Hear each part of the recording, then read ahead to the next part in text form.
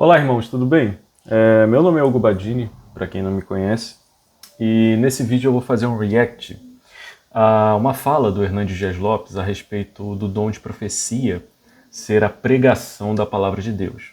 Essa é uma fala errada, não é bíblica, e as definições e as bases nas quais o Hernandes tenta estabelecer essa sua premissa estão erradas também. E nesse vídeo nós vamos ver isso, tá bom? Então vamos lá. Nós vamos então agora para a participação do José dos Santos. Pelo visto aqui ele acompanha a gente, viu? E vem uma alfinetada por aí. Opa! Pastor, não me leve a mal, mas onde na Bíblia está escrito que os dons de profecia e revelação cessaram? Onde está escrito que uma vez salvo, sempre salvo? Onde está escrito que nascemos destinados ao céu ou ao inferno? Vamos gastar um tempinho aqui então com ele agora, pastor. Qual o nome dele? José dos Santos. Ô José, tudo bem?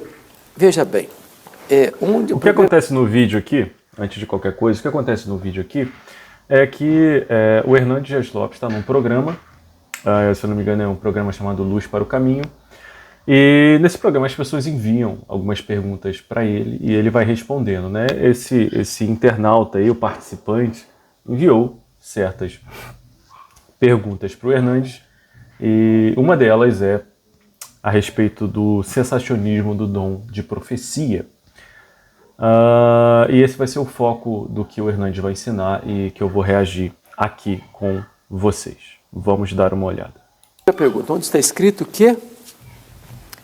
Os dons de profecia e revelação cessaram. Primeiramente, não existe dom de revelação.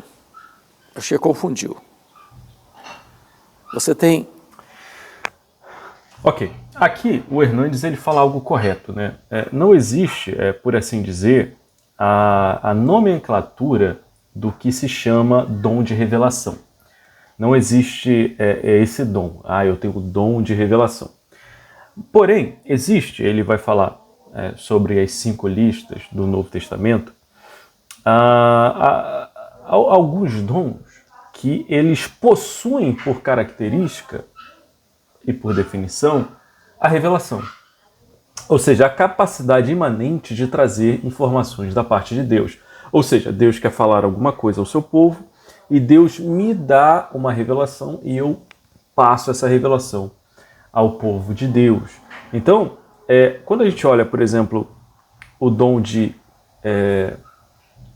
profecia, ou quando a gente olha o dom de línguas traduzido, que é equiparado ao dom de profecia, ou quando a gente vê a respeito do dom espírito de sabedoria ou espírito de conhecimento, todos esses dons estão atrelados à revelação.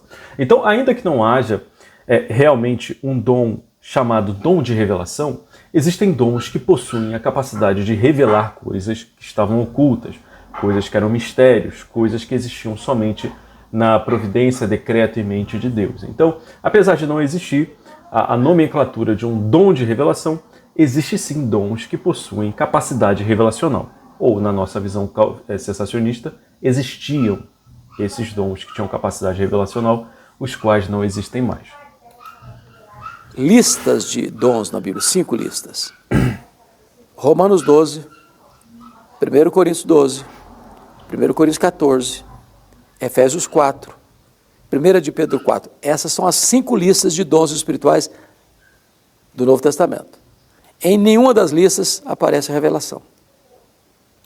Aqui o Hernandes está correto. Realmente existem 5 listas. A de Pedro é uma lista mais geral, assim. Ele não é específico, igual Paulo, por exemplo, em Romanos 12, ou mesmo em 1 Coríntios 12, que eu acredito que seja a lista mais enumerada, assim, mais separadinha, e as outras passagens citadas, mas realmente são essas as 5 listas nas quais os dons aparecem sendo referidos.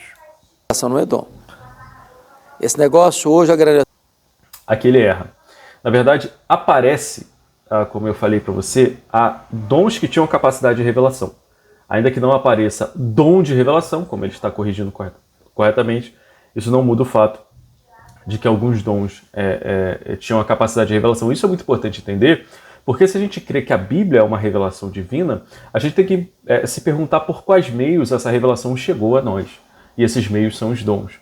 Ou seja, a Bíblia, como um fim, ela teve um meio, ou seja, ela teve um canal pelo qual a revelação veio. E esse canal pelo qual a revelação veio foram os dons que tinham capacidade revelacional. Se a gente considera o dom ministerial de apóstolos, os apóstolos também tinham capacidade revelacional. Então isso está contido, né, na questão dos apóstolos.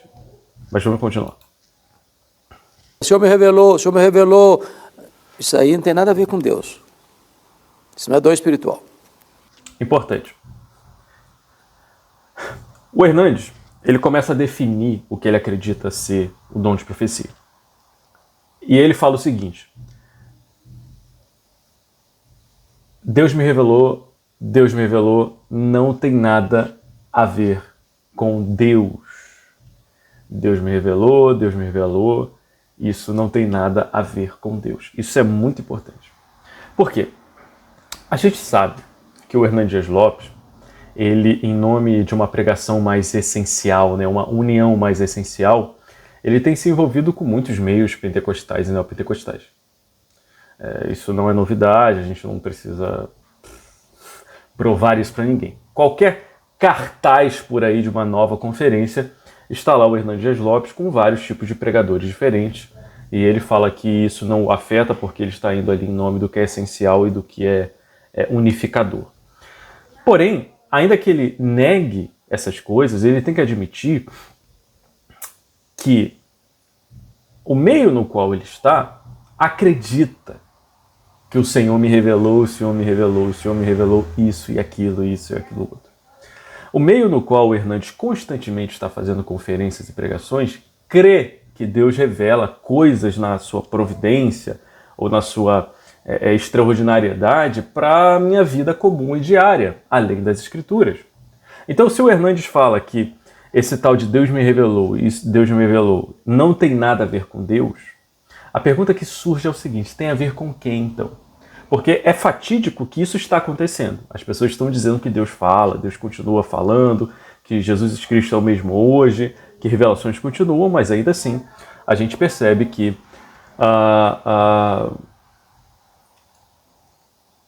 Deus, segundo elas, continua falando. E se não é Deus, se não tem nada a ver com Deus, como o Hernandes falou, tem a ver com quem? A inferência lógica, a dedução lógica que a gente faz a isso, é que isso é proveniente do diabo.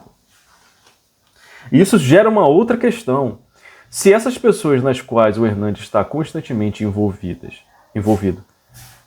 estão envolvidas nesses assim diz o Senhor provenientes do diabo, que a gente deduz logicamente, e que não tem nada a ver com Deus, segundo o Hernandes, por que o Hernandes continua se envolvendo com essas pessoas? Isso é um ponto muito importante.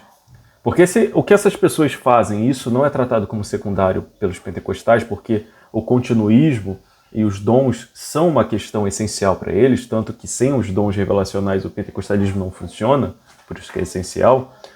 Por que o Hernandes continua a ter um tipo de comunhão com essas pessoas, visto que isso não tem nada a ver com Deus? Fica a questão. Né? Vamos continuar. Dom de profecia, quem disse que cessou?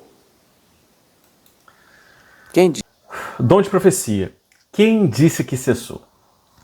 Ele fala mais uma frase aqui. Disse. Não está escrito na Bíblia e ninguém está afirmando isso. Agora, o que nós entendemos e interpretamos... Eis o problema.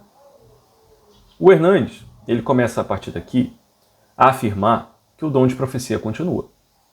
Só que, se a gente olha o dom de profecia na função e na forma na qual a Bíblia apresenta o dom de profecia, o Hernandes terá seríssimos problemas. Por quê? Porque a Bíblia, no Novo Testamento, ela trata o dom de profecia como uma revelação. A Bíblia, no Novo Testamento, traz o dom de profecia como algo que tenha capacidade revelacional. Hugo, como que você consegue provar isso? Vamos lá o texto. Esse texto é simplesmente incrível e bota em xeque esse argumento do Hernandes, que é o seguinte: 1 Coríntios 14, 29 ao 30. Eu vou botar aí na tela para vocês e vocês acompanham a leitura comigo. Paulo está dando algumas orientações aqui a respeito do primitivo culto solene que possuía dons e possuía outros princípios que não são inaplicáveis hoje pelo fato de esses dons terem cessado. Paulo estava estabelecendo nesse culto primitivo como que deveria ser o uso da profecia. E Paulo fala no versículo 29 e 30 o seguinte: e falem 2 ou 3 profetas, e os outros julguem. A profecia precisa aqui de julgamento, porque ela sempre precisou de julgamento, tanto no Antigo Testamento como no Novo. Se no Antigo Testamento um profeta profetizasse e não acontecesse, ele deveria ser apedrejado, deveria ser julgado e apedrejado. Então as profecias sempre tiveram esse caráter de julgamento em torno delas. Então isso não é nenhuma novidade. Mas se há outro profeta que estiver assentado for revelada alguma coisa, cale-se o primeiro. Então qual é a ordem que Paulo coloca no culto? Olha, se você tem um dom de profecia e Deus te revelou alguma coisa antes do culto ou durante a semana e você precisa trazer durante o culto, tudo bem, falem 2 ou 3 profetas, no máximo. Mas se durante o culto um outro profeta que estiver assentado receber uma nova revelação imediata, calem-se os primeiros profetas e fale aquele que recebeu uma revelação fresquinha, uma revelação imediata naquele momento. Então o primeiro se calaria e aquele que recebeu a revelação poderia então falar em culto. A igreja percebe que isso não tem nada a ver com a pregação da palavra de Deus, como o Hernandes vai asseverar aqui um pouco mais à frente, mas a profecia ela tem a ver com receber revelação. Se a outro for dado, é algo imediato. Não tem nada a ver com o que está escrito, mas é com um assim diz o Senhor. E algo interessante, que a palavra grega que Paulo usa aqui é apocalipto. Essa mesma palavra, sabe onde é usada?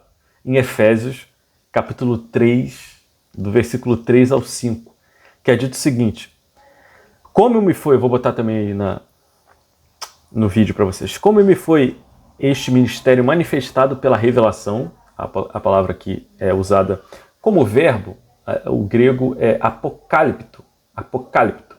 Quando é substantivo, é apocalipse, que é a mesma palavra usada para revelação, ela tem a mesma raiz. Então, a palavra usada aqui por Paulo como verbo é apocalipto, que é a mesma palavra usada por Paulo em 1 Coríntios 14, do versículo 29 ao versículo 30.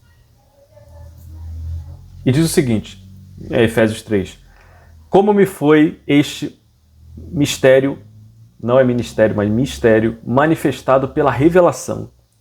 Como antes um pouco vos escrevi, por isso quando ledes, podeis perceber a minha compreensão do mistério de Cristo, o qual nos outros séculos não foi manifestado aos filhos dos homens, como agora tem sido revelado. Essa palavra aqui é a mesma que Paulo usa em 1 Coríntios 14. Apocalipto é a palavra usada aqui grega por Paulo, tanto em Efésios 3 como em 1 Coríntios 14. Isso é importante a gente entender, porque quando ele fala sobre revelação aqui, ele vai falar como agora tem sido revelado pelo Espírito aos seus santos apóstolos e profetas. Percebe? O profeta, ele recebe informações divinas reveladas sobre os mistérios de Cristo. Ele recebia, no Novo Testamento. Então, ele não sabia as informações que ele ia falar a partir do texto revelado, mas ele recebia as por revelação divina. Então, quando a gente olha para o texto de 1 Coríntios 14, e com esse apoio de Efésios 3, a gente vê que o dom de profecia no Novo Testamento, ele possuía um caráter de revelação. Vamos continuar nosso vídeo. É que dom de profecia é a exposição. Uma coisa, eu parei o vídeo quando ele perguntou assim, quem disse que cessou? Por isso que eu gosto de argumentar que o cessacionismo ele se baseia no sola scriptura e no fim e no encerramento do cânon. Se você estabelece que o cânon se encerrou e os apóstolos não existem mais, e eles fundamentaram a igreja na doutrina dos apóstolos e profetas, você vai ter que admitir que quem fala que os profetas e as profecias cessaram é a própria Escritura, em seu encerramento. Porque se você admite uma continuidade de profecia na característica que ela possui, você vai ter que afirmar que o cânon ainda está aberto, que a revelação ainda não se encerrou e que o fundamento dos apóstolos e profetas não foi fundamentado ainda. Então esse é o grande problema do argumento do Hernandes que a gente vai continuar vendo aqui. É que dom de profecia é a exposição da palavra de Deus. Tá vendo? Esse é o erro do Hernandes. Ele vai falar que o dom de profecia é a exposição da palavra de Deus. Mas não é. E eu vou mostrar alguns textos para vocês aqui para comprovar que não é mesmo. Primeiro texto é o texto de Efésios 4, que diz o seguinte: subindo o cativo o cativeiro, deu dons aos homens e pôs na igreja como apóstolos, profetas, evangelistas, pastores e mestres. O que você vê aí nesse versículo? São os 5 ministérios. Sim, e 5 ministérios distintos. Apóstolos, profetas, evangelistas, pastores e mestres.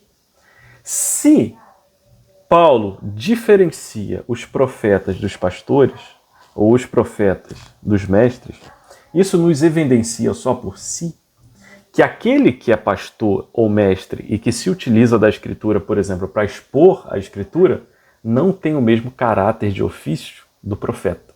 Ou seja, eles são ministérios diferentes. Eles são ministérios distintos. O profeta não é o pastor. O dom de profecia não é o dom de ensino. São dons distintos. Outro texto que a gente pode ver aqui é o texto de Romanos capítulo 12, que é um excelente texto, do versículo 6 ao versículo 7, que diz o seguinte, vejam aí: de modo que, tendo diferentes dons, segundo a graça que nos é dada, se é profecia, seja segundo a medida da fé. Ok? Se é profecia, seja segundo a medida da fé. Se é ministério, seja em ministrar. Ou se é serviço, seja em servir. Agora, se é ensinar, haja dedicação ao ensino. Se é um dom espiritual, se é um dom para a igreja e se é um dom de ensino, se ele vai ensinar a partir das Escrituras. Esse é o ponto. Ele vai ensinar a partir das Escrituras. Percebe? Se é profecia, faça isso. Se é ensino, faça isso. Se é ensino, haja assim. Se é profecia, haja dessa forma. São distintos. Se é profecia, seja segundo a medida da fé. Se é ensinar, mediante a palavra de Deus, mediante a exposição do texto, que haja dedicação ao ensino. Então, na Escritura não há esse crossover. A única coisa que o dom de ensino, o ministério do pastor, o dom de profecia, o ministério do profeta tem em equalização, um tipo de igualdade, é que os dois vão falar da parte de Deus. Um de uma forma revelacional e uma de uma forma bíblica, usando o texto bíblico. Mas essa é a paridade que os dois têm. Mas ser a mesma coisa, isso está errado. Tá bom? Então, a gente, ao olhar 1 Coríntios 14, a gente vai ver Paulo definindo realmente as profecias como revelação. Quando a gente olha para, por exemplo, Ágabo profetizando sobre o que viria a Jerusalém, sobre a vida de Paulo, ele não está expondo o texto. Ele realmente está tendo informações. Ele mesmo diz, assim diz o Espírito Santo. Percebe? É algo imanente, imediato, inédito, misterioso que vem à tona. Então não é a pregação, a exposição da palavra de Deus. Quando a gente vê Efésios 3, do versículo 3 ao 5, como a gente viu, os profetas e os apóstolos, eles revelam o mistério que esteve oculto de Cristo. Então eles não têm por função expor meramente a Escritura. Qual a diferença de um apóstolo e de um pastor? Por exemplo, se um apóstolo chegasse no púlpito das nossas igrejas, ele poderia abrir um texto para pregar? Poderia. Mas ele teria essa necessidade? Não. Esse é o ponto. Esse é o ponto. Tanto o Senhor Jesus como os apóstolos, eles tinham a capacidade de falar de forma inspirada e inerrante. Por isso que quando eles falavam como Paulo diz aos Tessalonicenses, olha, vos dou graças que não receberam a nossa palavra como palavra de homens, mas como o é na verdade, como palavra de Deus. A diferença é que o pastor nunca vai poder falar sem o texto, enquanto os apóstolos e o Senhor Jesus poderiam falar sem o texto. Claro que eles se usavam do texto, o próprio Senhor Jesus, o Espírito do Senhor está sobre mim, tanto que me ungiu, ele usou o texto. Mas em 99% das vezes o Senhor falava abrindo a sua própria boca. Essa é a diferença.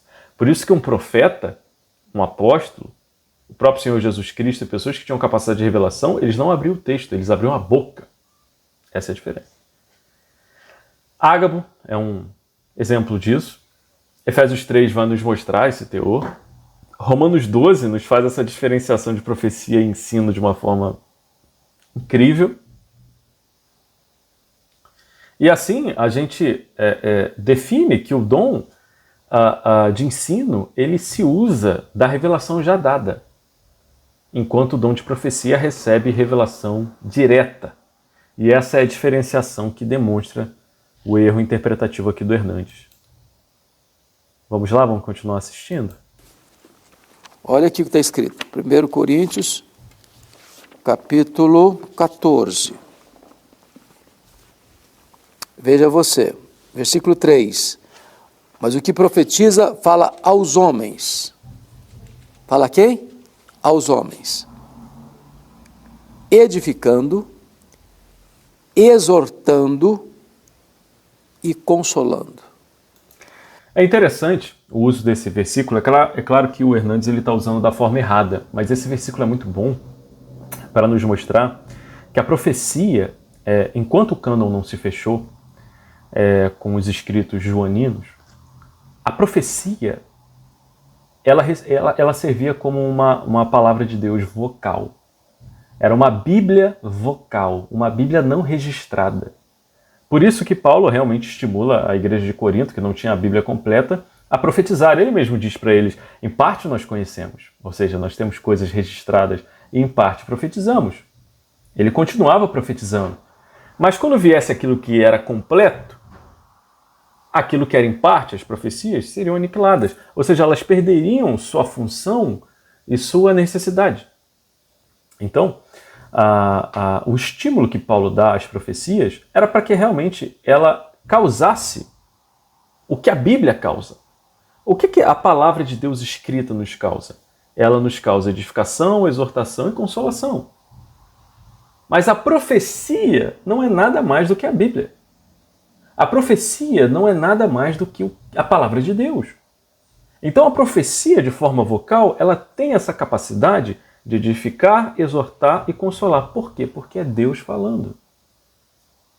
Deus está falando de uma forma infalível. Então, a profecia ela vai vir para edificar, para exortar e para consolar. E o Hernandes, ainda que no uso errado, ele está usando o texto para nos ajudar a definir. Né? Ele está usando o texto, é claro, de forma errada, mas esse texto serve para fazer a gente entender, o texto de Paulo, né? Não é do Hernandes, que realmente a profecia é a palavra de Deus, pois ela traz as mesmas características e os mesmos efeitos que a Bíblia traz, que é edificar, exortar e consolar. Quando você vai para a palavra de Deus, está lá em 2 Timóteo capítulo 3, o que é a palavra de Deus? E ele vai mencionar. 2 Timóteo capítulo 3. Veja aí comigo. Versículo 16. Toda a escritura é inspirada por Deus e útil para o ensino, para a repreensão, para a correção, para a edificação da justiça. O que o Hernandes tenta fazer aqui é pegar a definição de profecia de Paulo, pegar a definição de escritura de Paulo e tentar fazer que elas sejam a mesma coisa.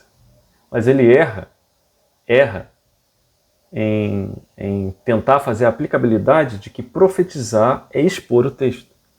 Por quê? Porque a paridade que há entre a definição de profecia de Paulo e a definição de escritura de Paulo é que as duas são palavra de Deus, mas de forma diferente. Essa é a revelação escrita e essa é a revelação vocal. As duas são palavra de Deus, mas essa, em seu uso, é exposição. E essa, em seu uso, é revelação. Então, eu costumo dizer isso para os meus alunos. Quem erra nas definições.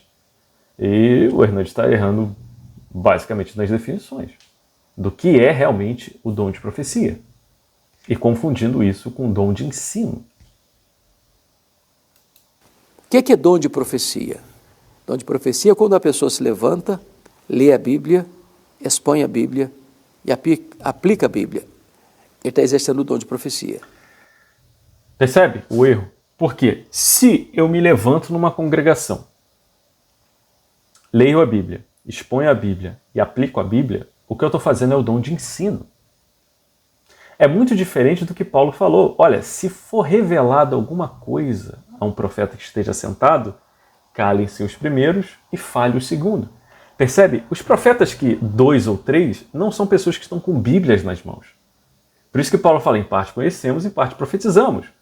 Ou seja, o culto ali não era um culto de pessoas com uma ACF na mão, entendeu? Numa Almeida Corrigida Fiel na mão. O que acontece ali é que Paulo tem pessoas se levantando para entregar alguma coisa para a igreja. Mas, se for revelado a um profeta que esteja sentado, ele vai se levantar e vai abrir uma Bíblia? Não. Ele vai se levantar e vai falar, assim diz o Senhor, assim diz o Espírito Santo, como dizia Ágabo. Quando Ágabo foi profetizar a igreja e a Paulo, ele foi com um texto?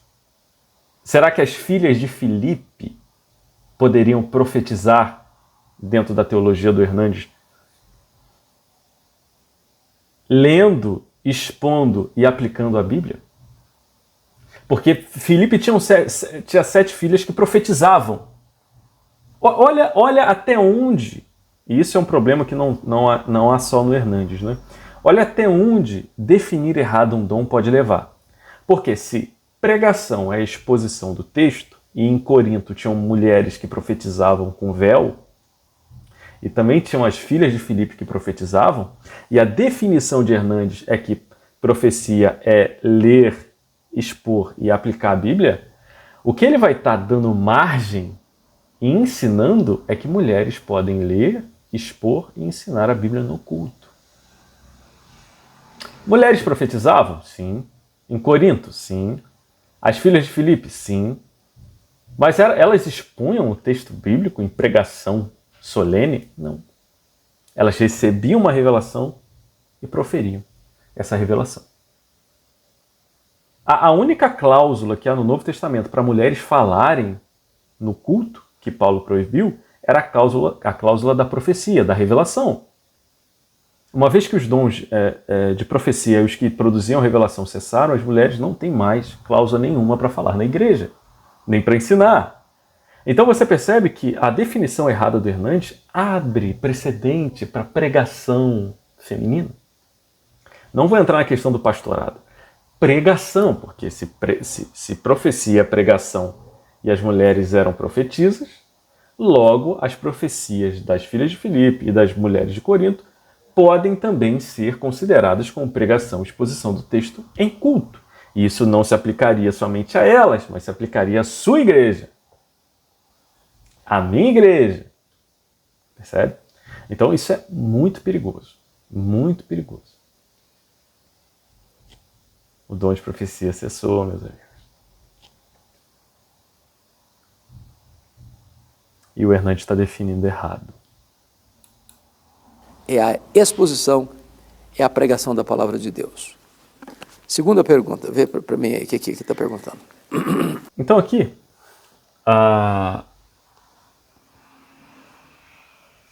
a gente encerra esse corte, que ele vai falar sobre outros assuntos, né? Ele, até para mim, nesse vídeo, ele aparentou um pouco de nervosismo. Não, vê para mim outra pergunta aí, vê. Então, para mim, ele aparentou, se eu vou voltar aqui para vocês verem, um pouquinho de nervosismo, porque eu acho que o caldo desandou aqui nas definições. É a exposição, é a pregação da palavra de Deus. Segunda pergunta, vê para mim aí o que está perguntando. Então, o que eu percebo é que realmente quem erra nas definições erra na teologia e dá precedente para outras aberturas, como eu falei aqui da pregação feminina em culto. Mas eu quero usar um último texto, que eu vou botar aí para vocês também, que é o texto de 1 Timóteo, capítulo 4, versículo 14, que o Hernandes ele usou Timóteo, aí eu vou usar Timóteo aqui, para mostrar que realmente em Timóteo também profecia não é pregação. Olha o que está escrito aí em 1 Timóteo 4,14. Paulo escreve para Timóteo o seguinte: não desprezes o dom que há em ti, o qual te foi dado por profecia, com a imposição das mãos do presbitério. E agora, como é que fica? Percebe? Não despreze o dom que há em ti, o qual te foi dado por profecia. Será que esse dom que Timóteo recebeu, que foi dado para ele, teve até a imposição de mão do presbitério, foi dado mediante abrir um texto, sei lá, Isaías 57, e a leitura do texto deu um dom para Timóteo? Ou foi como aconteceu quando Paulo foi separado, né, para uma missão específica, que desceram profetas e profetizaram: separe para mim Paulo e faça-se uma missão. Separou outras pessoas, faça-se uma missão específica. Por meio de revelação veio essa iluminação a respeito do que Paulo deveria fazer. Fica nítido que no próprio Timóteo, no próprio texto de Timóteo usado por Hernandes, a profecia não é a exposição da Escritura. E por fim, é importante a gente asseverar, e esse react ser feito, porque nós cessacionistas afirmamos que a profecia cessou porque Paulo previu isso em 1 Coríntios 13, do versículo 8 ao 10. Mas também porque, objetivamente, a continuação da profecia com esse teor de revelação deixa o cânon aberto. Ninguém vai ousar colocar novos livros ali. Tudo bem. Os adventistas fizeram isso com Ellen White, né? Mas tudo bem. Ninguém irá ousar fazer isso. Só que não será necessário enquanto, por exemplo, a Assembleia de Deus tiver a cada igreja local uma Ellen White vocal, sabe? Não precisa escrever nada. É só você acreditar que a fulana de tal, o fulano de tal, fala da parte de Deus alguma profecia.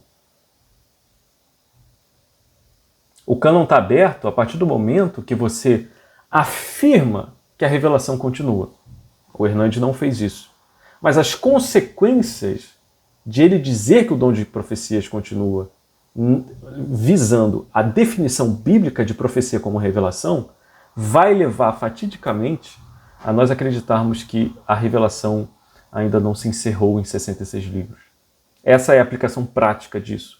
E ainda que ele tente definir a profecia como pregação da palavra de Deus, ele vai ainda cair no erro de permissão, o erro permissivo de mulheres pregarem e exporem o texto da Escritura em nossas igrejas e púlpitos hoje. Então percebe? Pela definição de profecia como revelação, a gente tem um problema do cânon. E tanto pela profecia como exposição do texto da Escritura, a gente tem o problema da pregação feminina. Então, seja por uma vertente ou seja por outra, as duas estão erradas. A profecia era a revelação e ela serviu para que em parte conheçamos, Paulo diz, em parte profetizemos, até que viesse o que era completo. E veio, graças a Deus, o que era completo, a Escritura, e ela encerrou os meios de revelação com sua forma final.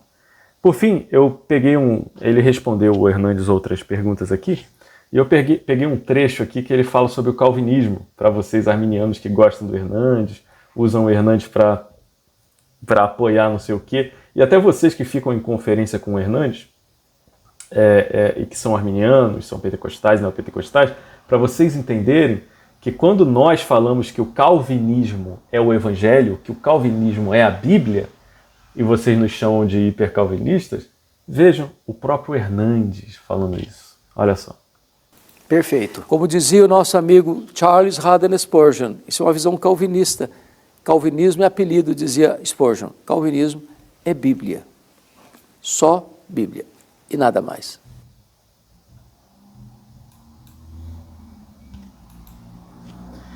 O calvinismo é Bíblia. Só Bíblia e nada mais. O Hernandes errou na citação. Na verdade, não está errada no seu teor de ensino, mas na ordem de nomenclaturas, né? Spurgeon diz que o calvinismo é o evangelho, né? O calvinismo é a teologia do evangelho e é a teologia da Bíblia. Não há um erro de conceito, né? Há um erro só de nomenclatura aqui. Então, o próprio Hernandes, você aí que não gosta de mim ou de outros, nos chamam de hipercalvinistas, o próprio Hernandes acabou dizendo essa grande coisa aqui, graças a Deus, um acerto pelo menos nesse vídeo, de que o calvinismo é a Bíblia somente e nada mais. Vamos ouvir de novo, que isso aqui ficou lindo.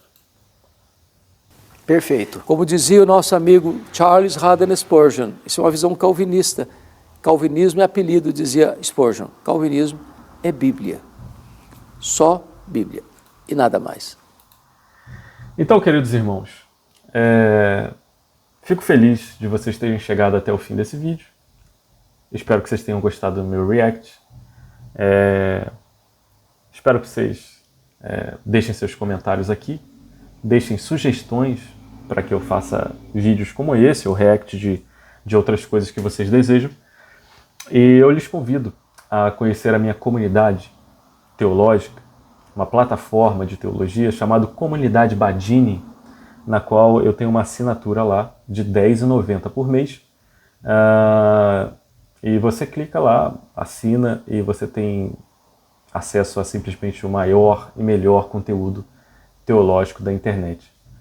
Já há um curso completo lá sobre cessacionismo, é o melhor e maior do Brasil e quiçá do mundo.